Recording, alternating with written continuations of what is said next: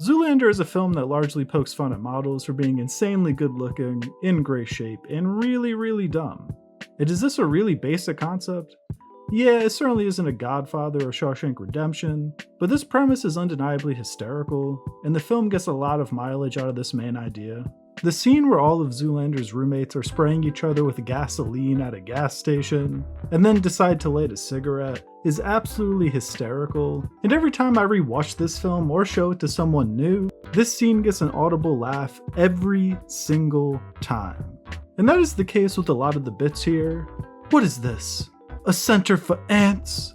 Is one of the funniest lines in movie history.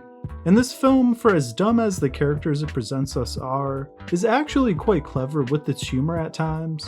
For example, at the eulogy post his roommate's freak gasoline fight accident, Zoolander refers to it as a you-googly, which is a really funny mispronunciation, but this film brings back this bit like 25 minutes later when Zoolander says you-googly again. And I've noticed this second bit always gets a delayed laugh, because the film waits long enough for the audience to have forgotten the you-googly line before bringing it back. So it takes a little bit of time to process the second time around. And this level of patience is really key for comedic timing, as sometimes it's really tempting to just keep repeating a funny gag, and a lot of comedies fall prey to this as they'll run a joke into the ground and eventually make it not funny anymore. But giving the gag time to breathe before bringing it back keeps the joke fresh and makes it even more funny. And this film's full of small details within the script akin to this that help make it so funny and such an effective comedy. Now, as far as film genres go, I think comedy has always been a genre that gets unfairly panned by critics. I think a lot of reviewers try to judge every single film by the same standard or on the same scale, and I think this is a faulty way of approaching film criticism really. In my opinion, genre has to be top of mind when analyzing a film.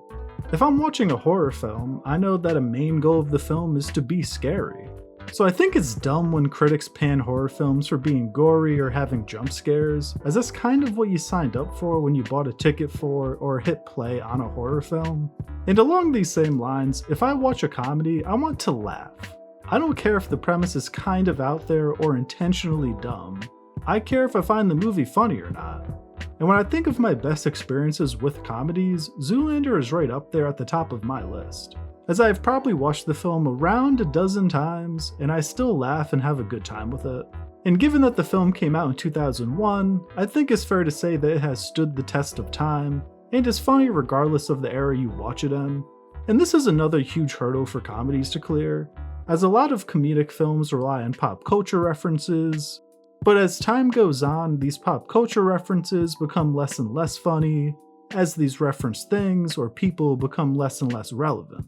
Now, with the film about the model industry featuring a lot of cameos, you'd think this would also be the case with Zoolander, but it's not. Perhaps the most impressive accomplishment of this film is having genuinely funny jokes and moments that don't rely on pop culture references, but rather clever script writing and perfect comedic timing. I mean, given the ridiculous concept, there could have been a far more generic version of this film if it was in the hands of a different creative team. The big thing that has always stood out to me about this film is the incredible performance by Ben Stiller as Derek Zoolander. The stupid duck lip face he makes at the end of almost every single line is absolutely hysterical and contradictory to the idea of running jokes into the ground through overusing them. Somehow this duck lip face remains funny throughout the entire film, which I think is largely due to the performance of Stiller. He just kind of captures that generic and stereotypical idea of what a lot of people think models are like, yet he makes the character feel sympathetic at the same time. As while he is an airhead and just flat out dumb at times, he has a bit of a heart of gold, as he wants to help others deep down. He's just kind of too aloof to succeed in this goal most of the time. I think his rivalry turned friendship with Hansel aids in the sympathy as well, as we get to see Zoolander kind of get picked on and outdone on what he's supposed to do best. But making him have to swallow his pride and go to Hansel for help establishes that he is capable of change, and the bromance between the two is really fun. Now, I know the sequel wasn't nearly as good, But I think part of what makes the first film stand the test of time is that it has somehow become even more topical over time. With the rise of social media platforms such as Instagram and media influencers, the number of models has definitely risen as there's simply more platforms to model on, which I think makes this critique of them even more fun to revisit. Another strength that this film has is that it does touch upon some actual real life issues. To quote rapper J. Cole, "All good jokes contain true shit," and that is the case here, as even with as goofy as the movie gets, we do have some actual issues being brought up, such as the use of sweatshops in places like Malaysia, and I think having some of these more serious undertones / social commentary balances the comedic aspects well. All in all, Zoolander is a really funny comedy, which in turn makes it a great film.